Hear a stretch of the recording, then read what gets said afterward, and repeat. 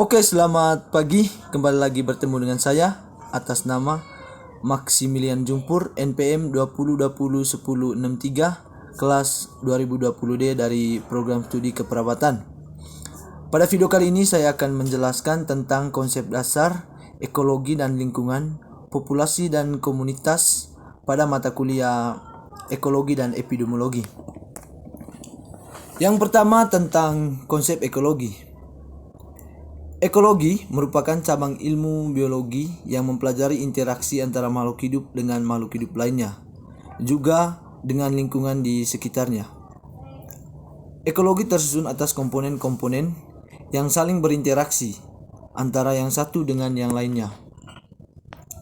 Pengertian ekologi banyak didefinisikan oleh para ahli, seperti yang pertama Haeckel.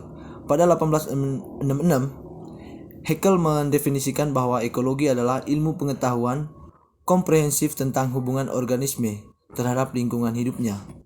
Sementara itu, Krebs mendefinisikan ekologi pada 1972, yang dimana ekologi menurutnya adalah cabang ilmu pengetahuan yang mempelajari tentang interaksi yang menentukan distribusi dan kelimpahan organisme.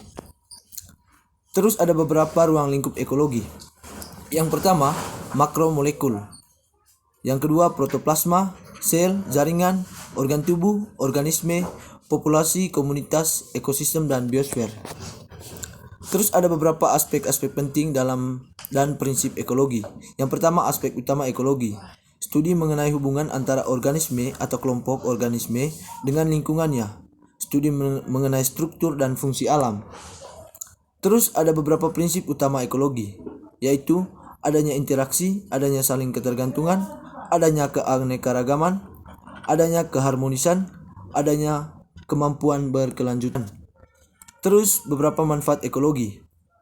Yang pertama, mengenal keberagaman hayati, mengenal perilaku makhluk hidup, mengetahui peran manusia terhadap lingkungan, pemetaan konsumsi pangan, terus solusi masalah pertanian, solusi masalah energi, solusi masalah kesehatan. Topik yang kedua pada video kali ini tentang pengertian lingkungan. Lingkungan itu merupakan kombinasi antara kondisi fisik yang mencakup keadaan sumber daya alam seperti tanah, air, energi surya, mineral, serta flora dan fauna yang tumbuh di atas tanah maupun di dalam lautan. Undang-Undang Nomor 23 Tahun 1997 mengatakan bahwa sistem kehidupan yang merupakan kesatuan ruang dengan segenap benda, keadaan, daya, dan makhluk hidup, termasuk manusia, dan perilakunya yang mempengaruhi keberlangsungan kehidupan. Beberapa komponen lingkungan.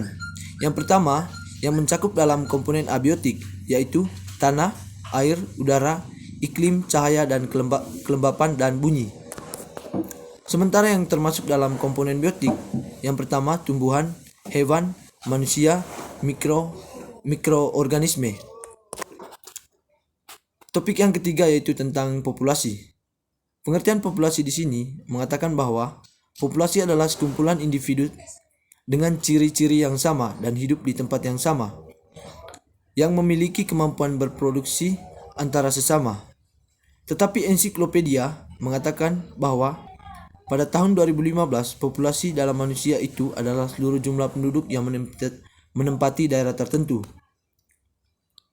Ada beberapa faktor peningkatan populasi. Yang pertama, faktor kelahiran, imigrasi, dan penyempitan wilayah. Topik yang keempat yaitu tentang komunitas. Komunitas merupakan sebuah kelompok sosial dari beberapa organisme dari berbagai lingkungan, umumnya mempunyai ketertarikan dan habitat yang sama. Dalam komunitas, manusia individu di dalamnya dapat memiliki maksud, kepercayaan, sumber daya, preferensi, kebutuhan, risiko, kegemaran, dan sejumlah kondisi lain yang serupa.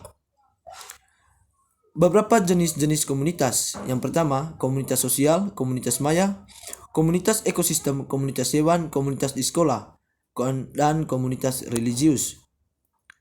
Terus beberapa juga manfaat dari komunitas.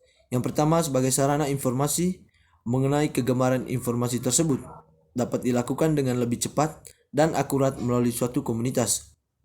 Sebagai sarana untuk menjalin hubungan, yaitu melalui komunitas, maka hubungan atau ikatan agar sama anggota bisa lebih kuat dan berkualitas.